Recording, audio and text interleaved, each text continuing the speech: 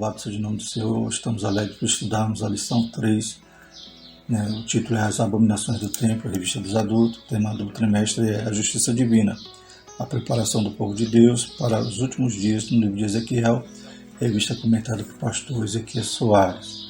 Glórias a Deus. Então vamos falar a respeito desse, continuando falando sobre o livro de Ezequiel, e hoje nós vamos para o capítulo 8 desse livro, que Deus vai apontar ali, vai denunciar todas as abominações que estavam acontecendo naquela época, e que ele motivava então, o afastamento da glória de Deus do templo de Jerusalém e, consequentemente, após isso, o juízo que viria, como estudávamos na lição passada, dizendo o fim vem. Glórias a Deus. Então, continuando esse tema, vamos falar hoje sobre esse capítulo 8, e nas próximas lições também estaremos tratando, do capítulo 8, 9, 10 até o 11, que fala a respeito, até o momento ali, a glória de Deus vai se afastar de Jerusalém, do templo, então temas que estaremos abordando nas próximas lições. E lembrando aos amados que quiserem os slides que usamos, está na descrição do vídeo o link para download do PDF PowerPoint. Os irmãos podem usar livremente. Os irmãos possam continuar compartilhando, se inscrevendo aqueles que não são inscritos no canal no YouTube, e comentando para contribuir com esse aprendizado. Louvado seja o nome do Senhor. O textual de nossa lição disse-me, filho do homem, vês tu o que eles estão fazendo? As grandes abominações que a casa de Israel faz aqui, para que me afaste do meu santuário, mas verás ainda maiores abominações. Ezequiel 8, 6. Verdade prática, o lugar mais sagrado da Terra Santa se tornou o centro das abominações. Isso serve como prenúncio da apostasia generalizada do fim dos tempos. Então, além dessa denúncia que Deus fazia agora a Ezequiel, mostrando ali todas essas abominações que o povo cometia, também essa lição nos dá esse prenúncio, prenúncio do qual nos dias de hoje também muitos estão cometendo abominações. Isso mostra-nos que realmente o fim dos tempos também se aproxima, porque, aleluia, sinais que anunciam o dia do Senhor, que há de vir sobre toda a terra, um dos sinais é a apostasia. Então, é claro que o arrebatamento da igreja é iminente, mas há sinais que demonstram o início desse juízo da tribulação. Então, da mesma maneira que aconteceu em Jerusalém, nós também percebemos isso nos nossos dias. Muita idolatria, como estudaremos aqui na lição, e veremos que nós devemos também nos desviar dela, pois é algo que é abominável, algo que Deus rejeita, algo que Deus não suporta. Então, hoje também há muito tipo de idolatria, como veremos durante a lição. Os objetivos são expor a visão do capítulo 8 do livro, destacar as imagens de ciúme, outros animais e répteis e os 70 anciões, e tratar a respeito do ritual de Tammuz e dos adoradores do sol. A leitura bíblica em classe encontra Ezequiel 8, 5, 6 e 9 a 12, 14 e 16. E disse-me, filho do homem, levanta agora os teus olhos para o caminho do norte, e levantei os meus olhos para o caminho do norte, e eis que da banda do norte, à porta do altar, estava esta imagem de ciúmes a entrar. E disse-me, filho do homem, vês tu o que eles estão fazendo? As grandes abominações que a casa de Israel faz aqui, para que me afaste do meu santuário, mas verás ainda maiores abominações. Então me disse, entra e vê as malignas abominações que eles fazem aqui. E entrei e olhei, e eis que toda forma de répteis e de animais abomináveis e todos os ídolos da casa de Israel estavam pintados na parede, em todo o redor.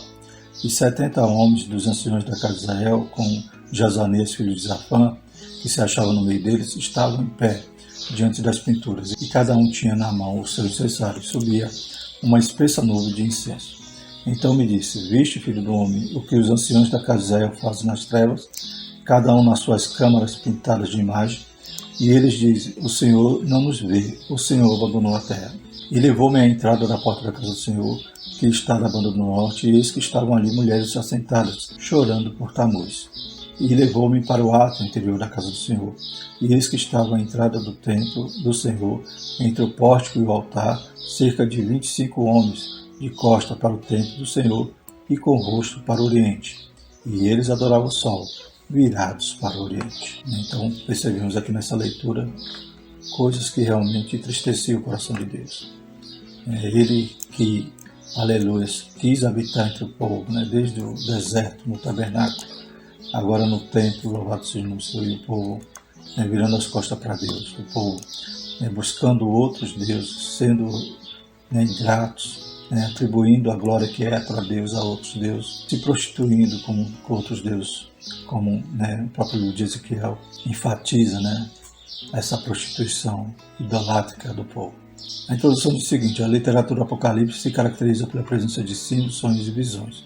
O livro de Apocalipse é um exemplo clássico desse modelo literário, né? Então essa literatura ela é repleta, né, de sonhos, visões, símbolos, né, de forma que vai, né, trazer a mensagem profética, né, através, né, dessa forma, né, pictórica, né, com uma cena para poder ensinar o que está acontecendo. Nesse caso, né, nós veremos que Ezequiel, como diz aqui na lição, ele inaugura nesse estilo. Né? A gente vai ver isso em Daniel, vai ver Zacarias, por exemplo. Então a gente percebe que essa forma de Deus transmitir a mensagem através desses símbolos e visões. O livro de Ezequiel começa com esses oráculos divinos apocalípticos, né? No capítulo 1, a gente viu que Ezequiel teve a visão ali do trono de Deus, 40 a 48, né? Vai ver também a respeito de algo escatológico, a respeito do milênio, a respeito, né, das últimas coisas. E agora no capítulo 8 a 11, Deus também, né, mostra a Ezequiel, leva ele espiritualmente, ele tem ali essas visões de Jerusalém. Então Deus transporta ele em espírito ali e ele vê todas essas coisas, e inclusive também visões a respeito do juízo que Deus ia aplicar àquela cidade. O capítulo 8 inicia uma nova sessão nessa modalidade, meio pelo qual Deus revelou ao profeta as abominações do templo de Jerusalém. O objetivo da presente lição é levar os crentes em Jesus a uma reflexão mais profunda sobre a ruína moral e espiritual da idolatria por meio da análise dessas abominações chocantes. Primeiro tópico, sobre a visão. Então está ali talvez a imagem ali de Esserá, né, como veremos aqui na lição, que estava ali junto, né, próximo ao altar. Primeiro subtópico, a segunda visão. Né? Então, por que tem esse título, a segunda visão?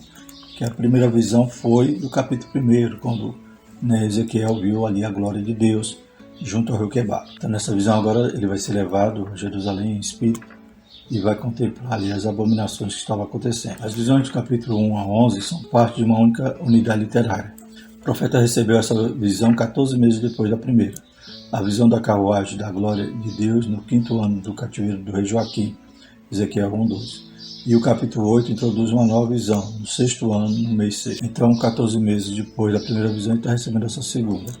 Mas essa visão não foi da glória de Deus, né? A primeira foi a glória. Embora ele vai ver também a glória de Deus ali no templo, mas estava se afastando, né? Estava demonstrando ali o motivo que Deus ia abandonar ali o templo, abandonar Jerusalém. O que Ezequiel viu foram as abominações praticadas no templo, o que justifica a razão da ira divina sobre os moradores de Jerusalém. Ezequiel 8:6, na nova versão transformadora, diz: Filho do homem, disse ele, você vê o que estão fazendo, vê os pecados detestáveis que o povo de Israel comete para me afastar do meu templo.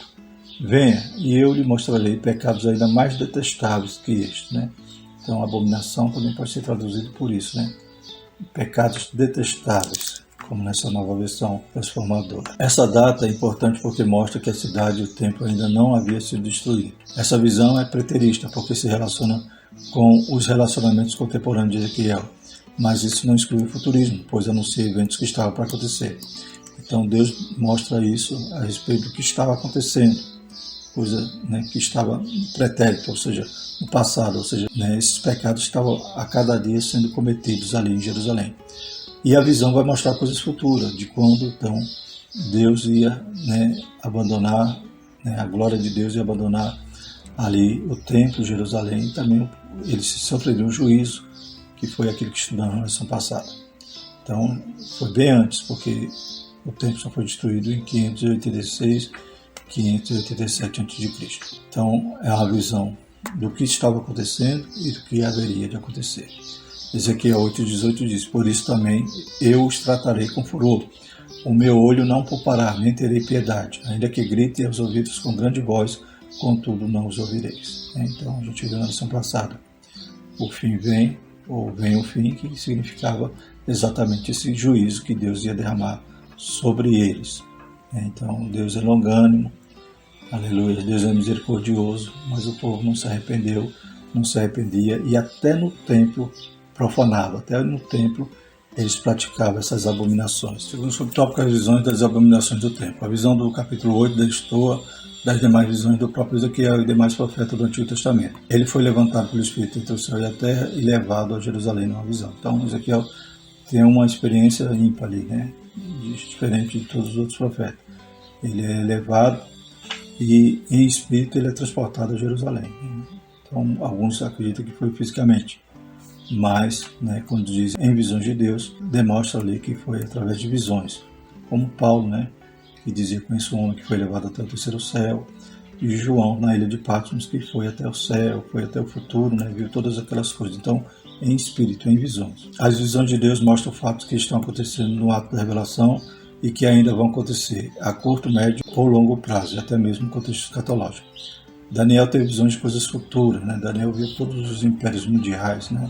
Através da estátua, através daquele sonho que Nabucodonosor teve, ele também teve, e através dos animais, e Deus, né, demonstrando ali tudo o que ia acontecer em relação à Grécia, em relação a todos os outros poderes, até chegar no reino, né, que é representado por aquela pedra que é tirada como sem mão e se torna a grande montanha, que é o reino de Cristo, é o milênio. Da mesma forma, o apóstolo João, cujas visões são de fatos passados, presente e futuro. Apocalipse 19 diz: escreve as coisas que tens visto, as coisas que são e as que depois desta hão de acontecer. Então João também teve essas visões de coisas futuras, como Daniel e agora Ezequiel. Terceiro subtópico: como entender as visões de Deus. Ezequiel foi transportado em espírito da Babilônia para o templo de Jerusalém, mas há quem afirme ter sido em corpo, incorpóreo. Era uma visão em tempo real, mas não foi física. Isso fica claro porque o profeta disse: me trouxe a Jerusalém em visões de Deus, e depois ele retorna a Caldeia. Então a gente vê que foi em visão, porque inclusive ninguém via ele lá, né? Então, se ele fosse transportado fisicamente, seria invisível. Mas também o texto deixa claro que me trouxe a Jerusalém em visões de Deus, então em visões. Essa é a mesma experiência com o apóstolo João em Apocalipse, como já falamos, né? João também foi até o céu e João também viu coisas futuras. Deus introduz o profeta no interior do templo e mostra 4 dos oficiais da casa de Deus e algumas mulheres praticando o mais baixo grau de idolatria, razão pela qual a sua destruição se torna inevitável. Segundo tópico, então vamos falar sobre essas abominações que Ezequiel viu. Sobre as abominações, primeira parte. Aqui a gente tem um exemplo do que mais ou menos Ezequiel deve ter visto ali na parede, né, naquelas câmaras secretas, né, ou seja, aqui temos uma parede do templo de Horus, né, do Egito. Né, então Ezequiel também viu ali imagens de animais, répteis, e os deuses egípcios, né, exatamente era dessa forma, né, então eles praticavam a zoolatria, né, então os seus deuses, muitos tinham cabeça de sapo, cabeça de crocodilo, cabeça de lobo, então era homens misturados com animais, e os egípcios também adoravam gato, adoravam cobras, né, então mais ou menos o que Ezequiel viu ali foi esse tipo de adoração, isso dentro do templo. Era comum, né, durante toda a história, a gente lê ali no livro dos Reis, né, que o povo adorava, né, a deuses estranhos nos bosques, né, nos outeiros, mas agora eles, né, extrapolavam, né, estavam adorando dentro do templo, né, no lugar que era sagrado. Primeiro subtópico, a imagem de ciúmes. O termo ciúme do hebraico, iná, significa zelo, ciúme, ardente ira. Essa imagem é semel, em hebraico, imagem de ídolo, que muitos expositores do Antigo Testamento identificam como Aserá. Deusa também conhecida como bosque, poste e ídolo. Então, provavelmente, quando Ezequiel chega e vê aquela imagem ali próximo ao altar, né, seria a imagem de Aserá. E deduz isso porque Manassés, né, muitos anos antes, tinha feito isso, colocado uma imagem de Aserá ali no átrio. Né, então, há essa ligação, né, esse pensamento que essa adoração a esse ídolo continuava, né, ou tinha retornado, né, Josias tinha abolido toda essa idolatria, tinha purificado o templo, mas voltava, né, constantemente Israel voltava à idolatria. E provavelmente então será e essa representação feminina desse ídolo era, né, em outras nações levava outros nomes, né, como a gente vai ver aqui, né, na própria Babilônia, tinha Astarote. Então, sempre Israel abandonava o Deus verdadeiro para ir atrás dos deuses falsos. O rei Manassés pôs no templo de Jerusalém imagem de madeira de Aserá, está lá em 2 Reis 21, 3 e 7, mas que foi destruída pelo rei Josias, né? Então Josias purifica, porém, né, sempre eles retornavam à idolatria dependendo do rei, né? Quando o rei se conduzia impiamente, ou também ia atrás e idolatrava. Muitos acreditam que nos dias de Ezequiel ela tenha sido colocada de volta no templo. O uso da expressão imagem de ciúme se explica porque a idolatria provoca ciúme de Deus pelo seu povo. Né? Se a idolatria é comparada com a prostituição, o povo abandona, né, o seu dono, aquele que cuida deles, aquele que provê tudo, para ir se render a deuses estranhos, a ídolos, se curvar a ídolos. Né? Então, por isso que é imagem de ciúme, que provoca ciúme. Né? Qual o marido que não tem ciúme se a esposa fosse, né, viver em prostituições, como Israel fazia? Ezequiel 36,6 diz, portanto, profetize as colinas e aos montes, aos desfiladeiros e aos vales de Israel. Assim diz o Senhor, soberano, estou furioso em meu zelo, porque vocês passaram vergonha diante das nações vizinhas. Então, zelo também se traduz aqui por ciúme. Então, ciúme e zelo, nesse sentido, não é de forma pejorativa, mas sim esse cuidado, né? O relacionamento que Deus quer ter conosco, e muitas das vezes os homens abandonam atrás da idolatria. Aqui na lição, inclusive, vai falar de algumas idolatrias modernas, né? Que muitos estão praticando, né? Como a gente já falou, tudo é prenúncio do fim, né? Pois a apostasia é um sinal, né, do dia do Senhor. Então diz aqui algumas dessas idolatrias: aspiração excessiva por títulos, né? Então tem gente que está idolatrando, né, a sua própria glória, né? Então está de forma excessivamente aspirando títulos. Outra idolatria, tendência ao fanatismo por artista gospel. Né? Então quantos têm aí seus influenciadores de estimação, né? E, né, vive e morre por aquele ídolo, né? Tanto cantor como pregador, pastor, só misericórdia, né? Influências. Apego a ensinos que satisfazem certos comportamentos contrários à Bíblia. Né? Então, estão idolatrando, né, a sua própria vontade. A pessoa quer, né, como diz a palavra do Senhor, né, nos últimos dias, né, eles não suportariam a sã doutrina e vão atrás de ensinos que vão, né, ao encontro da sua forma de pecado de viver. E autoexibição também é autoidolatria. Então tem muitas idolatrias modernas que nós devemos vigiar e, aleluia, atribuir toda a nossa adoração, toda a nossa devoção a Deus. Né? Alguns dizem, não, tal coisa não é idolatria, é veneração. É idolatria. É apenas sinônimo. Que Deus tenha misericórdia, porque é algo abominável, é algo detestável.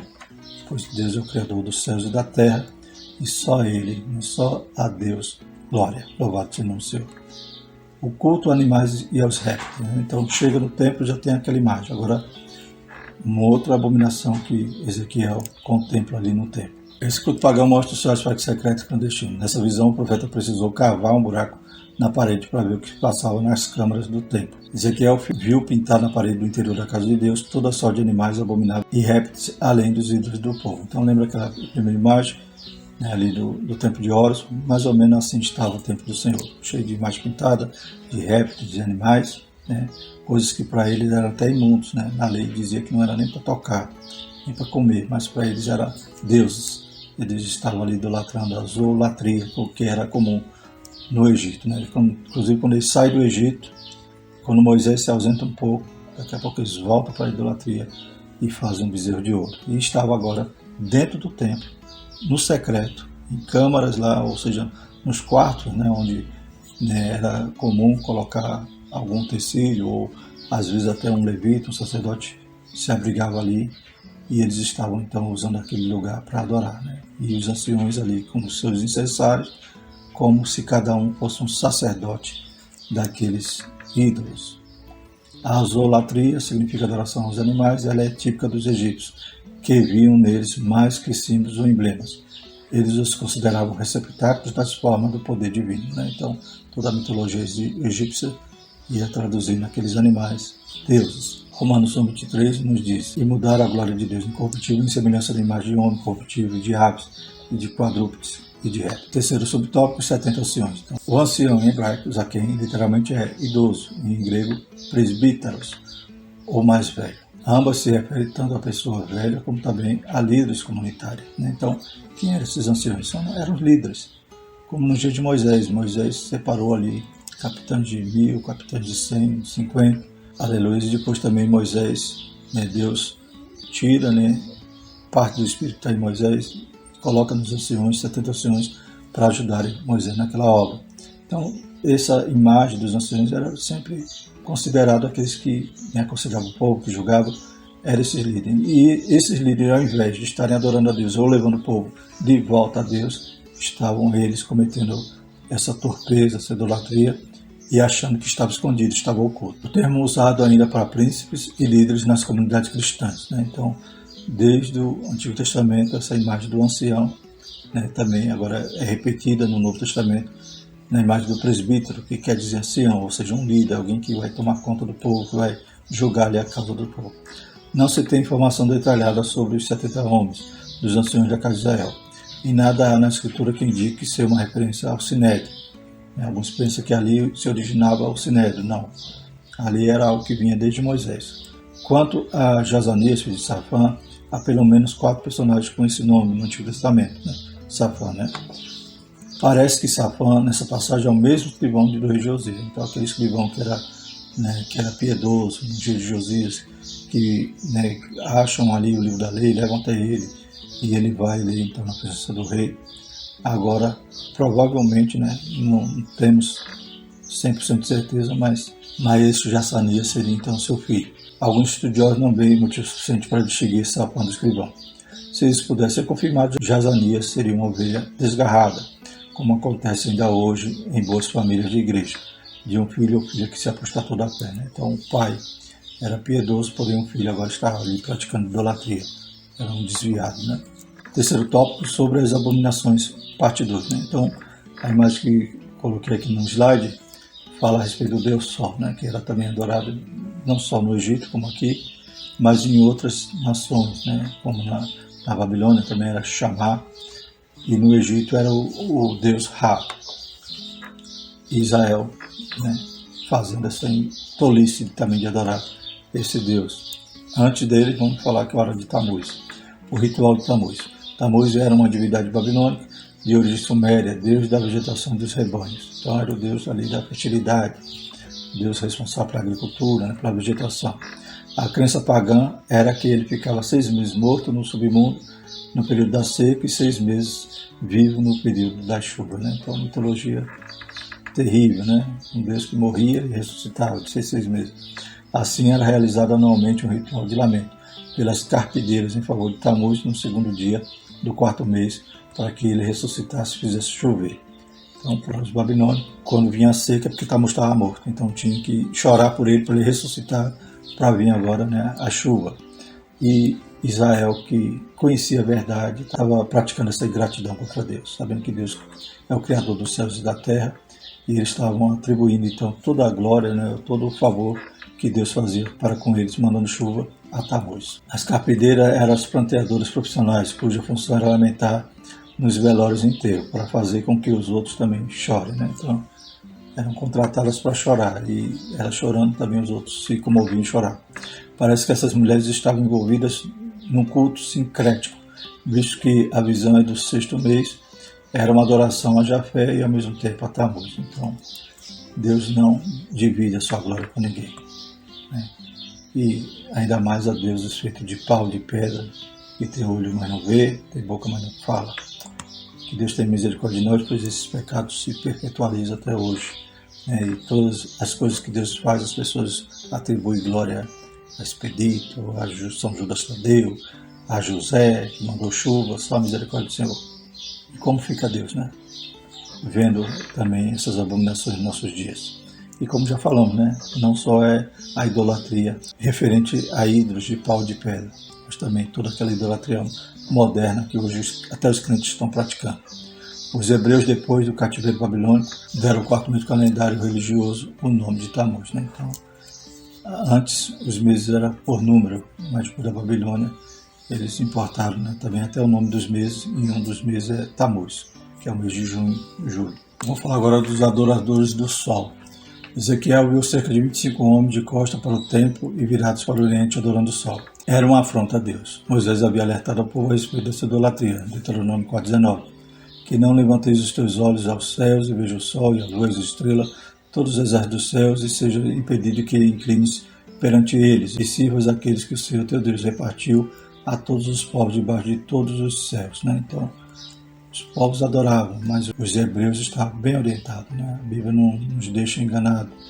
Ela é lâmpada, ela é luz. Né? Então eles tinham toda essa direção de Deus, todo o ensinamento, mas estavam ali, né, se voltando aos ídolos das nações pagãs. Havia no Egito o templo do sol, Bet Shemesh, em hebraico, casa de sol, está lá em Jeremias 43:13.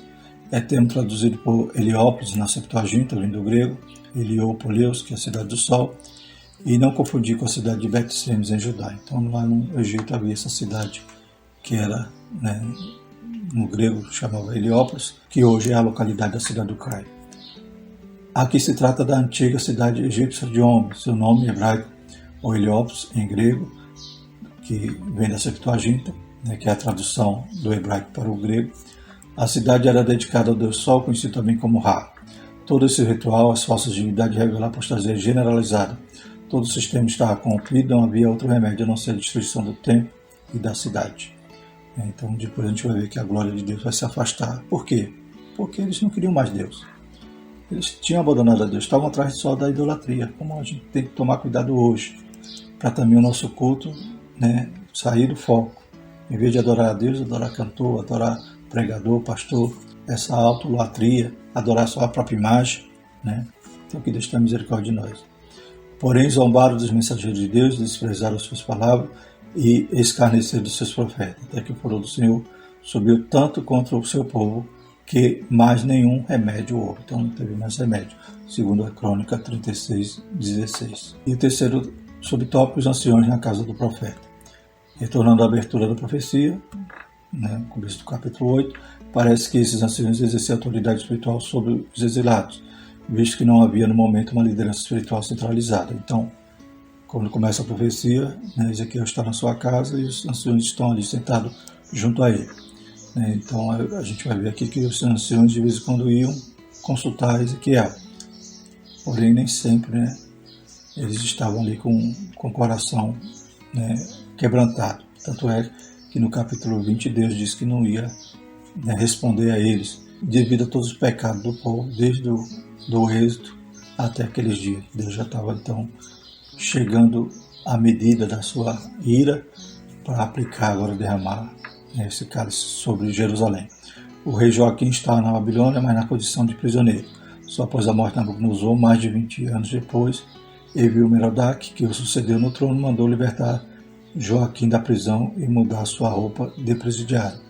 Na verdade, ele ficou 37 anos cativo.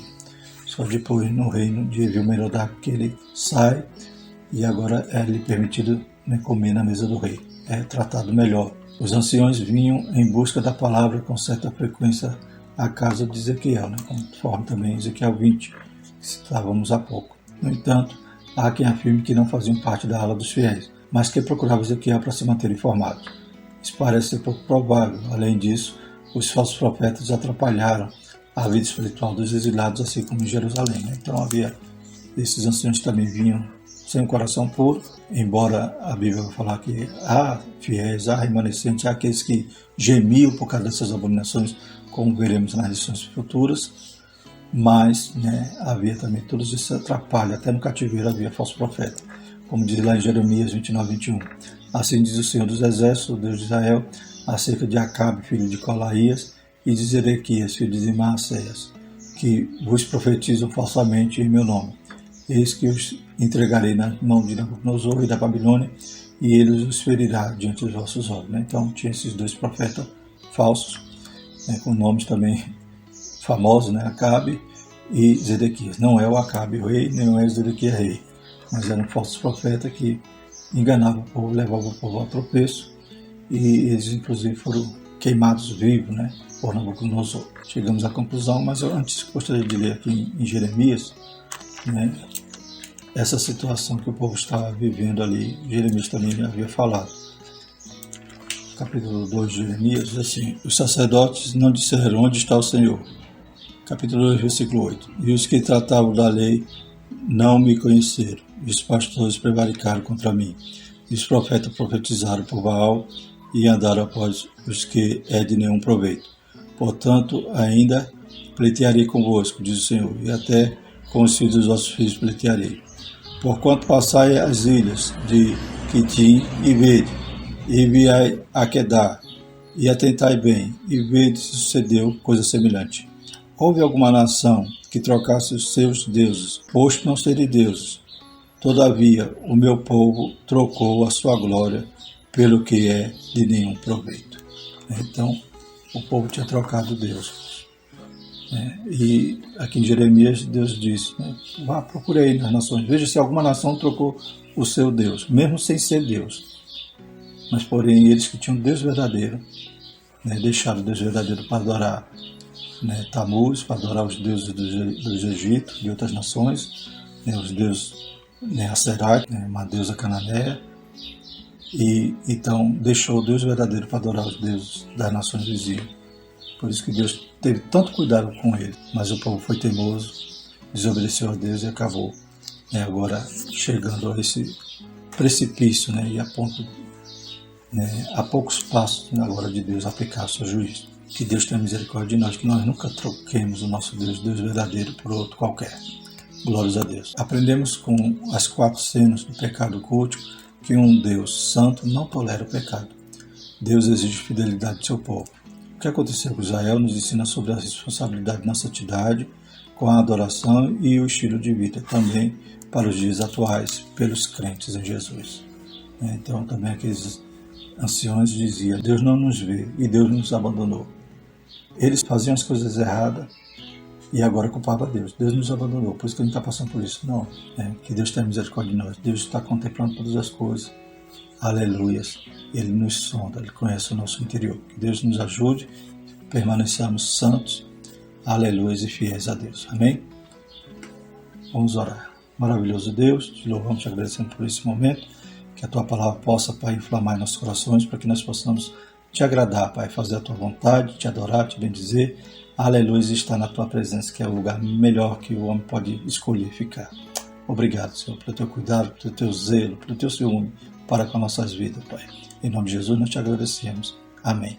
E que a graça do nosso Senhor e o amor de Deus e a comunhão do Espírito Santo permaneça sobre todos nós, hoje e sempre. Amém.